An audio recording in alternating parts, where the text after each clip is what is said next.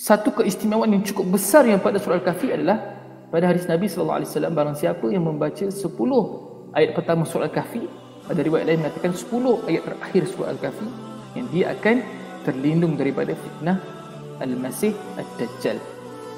Dalam hadis lain Nabi SAW menyebut fitnah yang paling besar yang akan menimpa Bani Adam, anak-anak Adam, adalah fitnah Dajjal.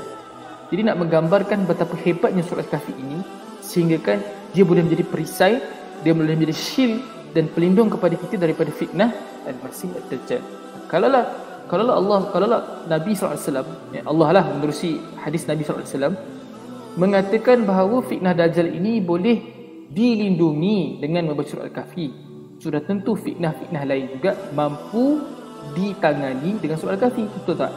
Kalaulah fitnah paling besar, fitnah paling besar yang fitnah Dajjal itu boleh ditangani, boleh dihadapi dengan surah Al-Kahfi, sudah tentu fitnah-fitnah lain juga mampu untuk diadres, ditangani, dihadapi dengan surah Al-Kahfi. Antara kelebihan ataupun kehebatan surah ini adalah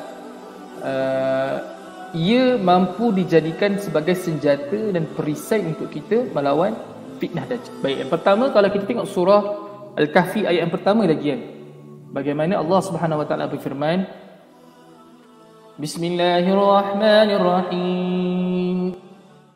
Alhamdulillahilladzi anzala ala 'abdihi al-kitaba wa lam yaj'al lahu 'iwaja. Segala puji bagi Allah yang telah menurunkan Al-Quran kepada hamba-Nya dan dia tidak menjadikannya bengkok, tidak menjadikannya iwaj. Iwaj ini adalah diversion, maknanya adalah terpesong, satu pesongan. Dan dia tidak perlu pun satu pesongan yang besar, dia pesongan yang kecil je. Tapi kalau kita buat satu garis lurus dan ada satu garis lain, kalau dia pesong kecil pada peringkat awal, akhirnya dia akan jadi satu pesong yang besar kan, betul tak? Kalau 1% je sudut pesongan dia, tapi bila kita panjangkan garis tu, pesongan tu akan jadi semakin menjauhi garis lurus tadi kan.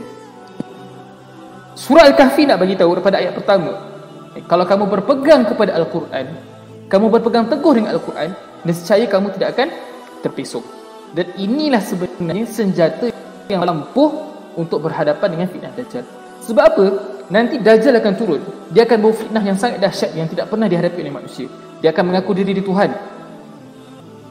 Dia boleh tumbuhkan tumbuh-tumbuhan yang kering, tempat kemarau dia boleh suburkan, dia boleh alirkan sungai, dia boleh keluarkan khazanah-khazanah daripada bumi dan tunjukkan kepada manusia. Dia ada syurga dan neraka dia sendiri kan? Jadi ia satu fitnah yang cukup besar. Orang yang tak beragama pun boleh jadi akan tiba-tiba percaya kepada Tuhan apabila melihat Dajjal.